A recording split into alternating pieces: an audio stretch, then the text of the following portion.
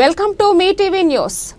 మోతే, చివ్వెన్ల, నడిగూడెం, మునగాల మండలాల్లో ఎండిపోతున్న రైతులు వరి పంటలకు ఎస్ఆర్-ఎస్పీ కాల్వల ద్వారా నీటిని విడుదల చేసి రైతులను ఆదుకోవాలని గ్రామీణ పేదల సంఘం తరపున కాంగ్రెస్ ప్రభుత్వాన్ని డిమాండ్ చేస్తూ సూర్యాపేట జిల్లా నీటిపారుదల శాఖ పర్యవేక్షణ అధికారి గారికి వినతి పత్రం అందజేయడం జరిగింది. ఈ కార్యక్రమంలో గ్రామీణ పేదల సంఘం జిల్లా కార్యదర్శి కొనకంచి వీరభద్రయ్య, ఉప అధ్యక్షులు ముప్పాని లింగారెడ్డి, సహాయ కార్యదర్శి ఉప్పల మల్లయ్య మరియు సభ్యులు పాలకూరి ఎల్లయ్య, నల్గొండ ఎంకన్న, రమేష్ బాబు, సిగ రవి, నారాయణ రెడ్డి, బాలు, బైర వెంకన్న, మండవ సీను, వీరబోయిన వెంకన్న, తాండా కృష్ణయ్య పాల్గొన్నారు.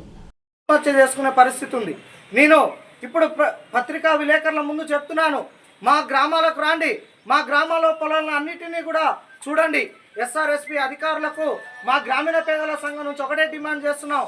ఎస్ఆర్ఎస్పీ చివెంల, మోతే, నడిగూడెం మండలాలకు ఇచ్చి రైతులను ఆదుకోండి.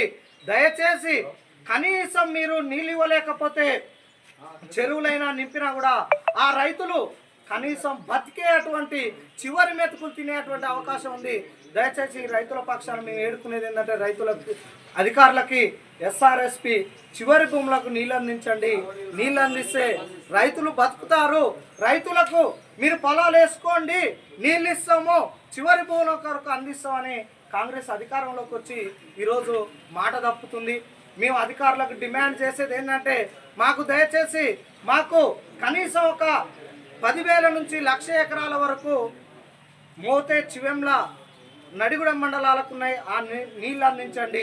నీళ్ళు ఇవ్వడం వలన రైతులము బతుకుతాము. మేము అనట్లే, బతుకుతాము.